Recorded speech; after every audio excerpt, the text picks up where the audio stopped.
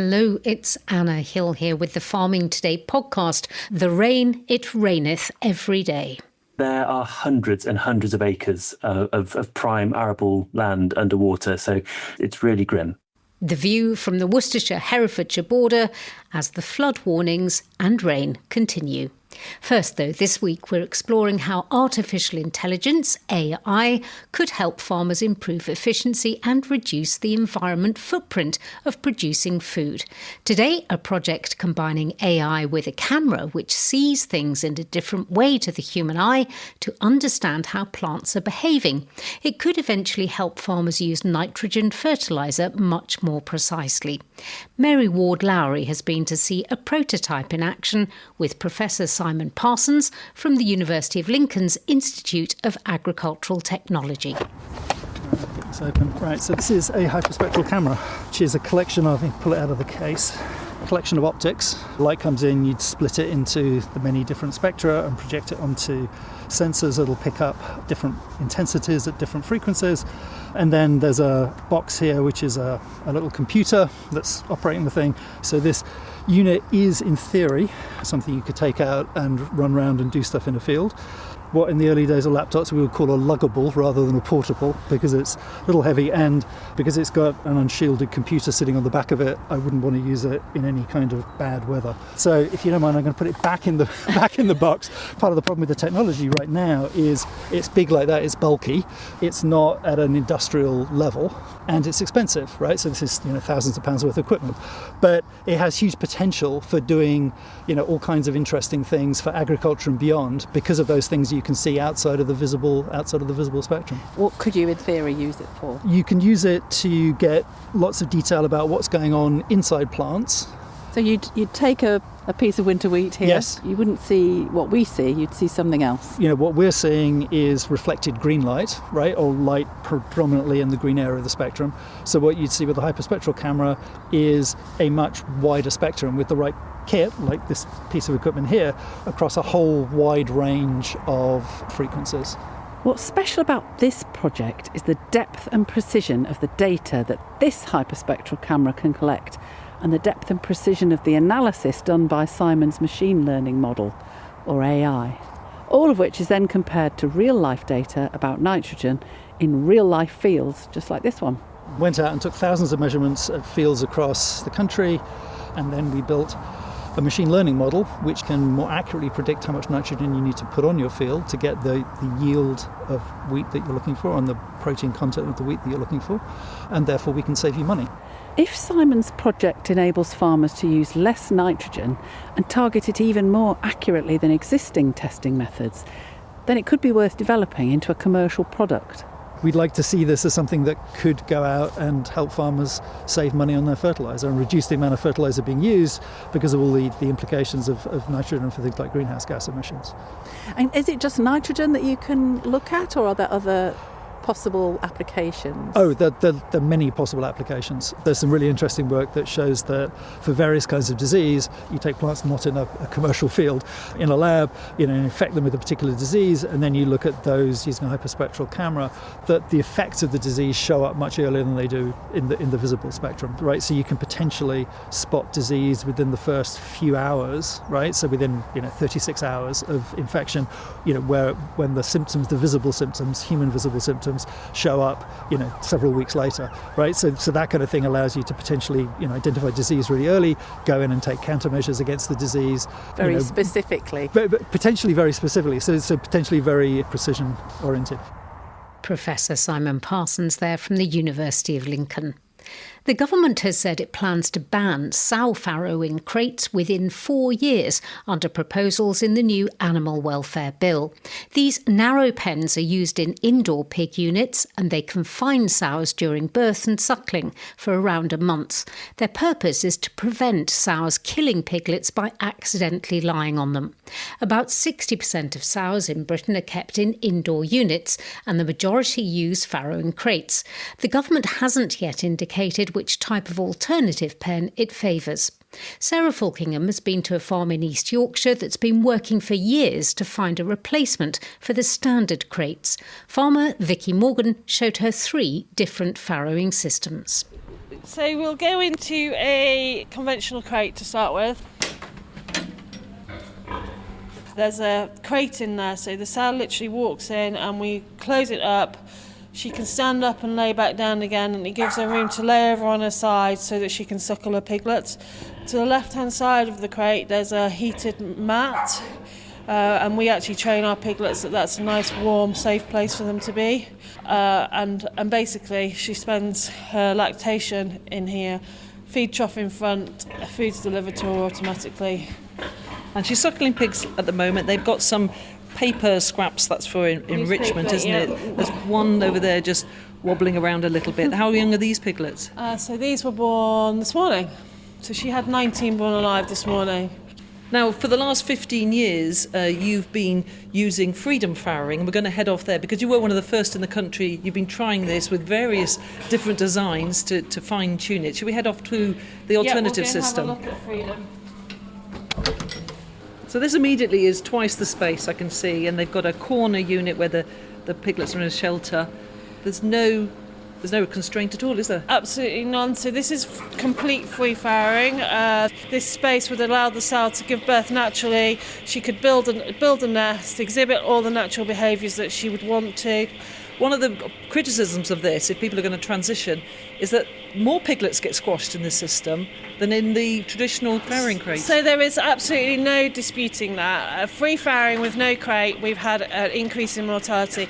Our mortality when we first started would vary from probably 15% at its best to possibly as high as 25%. The trouble is, our sows were coming into this system, we thought they were going to love it, they could build their nest, do all the things they loved or wanted to do. It didn't work like that because actually they'd been so used to farrowing in a crate, they had no idea what they were doing, it was completely alien. And what they tend to do is start farrowing, stand up, have a look at what they've just produced, lay down, sometimes on top of it, squash a piglet, and that's what happens. They get up and down a lot when they're giving birth, and mortality is higher.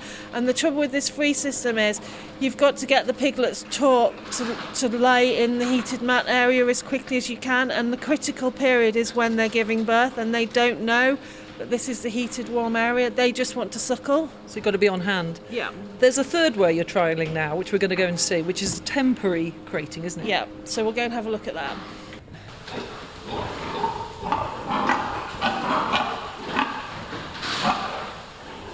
This is about 6 metres squared, so bigger than a standard crate. But basically they're enclosed whilst they give birth, so that critical period when they're getting up and down and tending to lay on their piglets, they can't do that as easily because there is a crate restricting their movement. Generally ours are out between day 4 and day 6, and then have all this space. And our mortality in this system compared to our standard crate is probably on a par, if not a little bit better now, between a 10 and 12% mortality consistently. The argument about reduced performance in this system as opposed to a standard crate doesn't really stand up in my eye. So do you welcome this system being adopted? Yeah, I think this is the way forward. Having done free farrowing, standard crates, and now this system, definitely this system is the best for the sow welfare and the piglet welfare. You can't argue that a standard crate produces less mortality or a poorer piglet than this. This system works really well. It's a perfect halfway house. What are the cost implications? How much did this cost to put in, and compared to what it costs to put in a traditional farrowing crate? Roughly, a standard farrowing crate nowadays would cost about £3,500 a place. This is about £6,000. Right, so we're talking a lot of money. Yeah. And it's a long capital investment, so somebody needs to be sure that they can sell their pigs for the next 20 years, basically. Yeah, for sure. It's definitely, the capital investment is the cost. You're not going to lose anything in terms of performance, though. Honestly, it really does work. It's a good system. Pig farmer Vicky Morgan with Sarah Falkingham. Over the last 24 hours, more than 100 flood alerts and warnings have been in force across the country, and more rain is forecast. The Environment Agency is pumping water from the Somerset levels. Rivers and groundwater remain very high in Dorset and Wiltshire. And many farmers are already coping with flooded fields and ruined crops. The Country Land and Business Association, the CLA, says winter flooding following on from summer drought has put extra financial pressure on farmers when arable and milk prices are also poor. Joe Evans, the Deputy President of the CLA, farms organic livestock on the Herefordshire-Worcestershire border. Right now, the farm is a complete quagmire. Though I would count myself as one of the luckier ones in that we don't rely on arable farming on our farm system here. Driving my son to school this morning around the Worcester bypass, and there are hundreds and hundreds of acres of prime arable land underwater. So it's really grim. We've had unpredictable weather for some time, haven't we? Have you taken steps to become more resilient to the extremes of wet and dry? No, it's funny you should say that. I think I've had a conversation with my contract farming partner every year for the last 5 years about what an extraordinary, strange year it's been for weather. So one has to get to a point where you realise this isn't extreme. This is now business as usual as a result of climate change. Well, the answer is yes, in that we are absolutely adopting an extensive farming system and trying to make sure that, we have lower stocking densities to give the ground more time to rest. I think for CLA members that are having to deal with this, whether or not it's adapting or surviving, I mean, that's they're two slightly different ways of looking at the situation. But I know of farmers, certainly in Somerset, that have given up on arable enterprises altogether, such as the frequency of their farms flooding. So, yeah, I mean, the industry is having to face it. This is going to be business as usual, I'm sure, for the foreseeable. Some people might just shake their fist at the sky and say, oh, this is terrible, I'll curse those clouds. But actually, isn't it for farmers then to take action themselves and say, right, I'm going to change what I'm doing on the farm? I think there's a bit of that.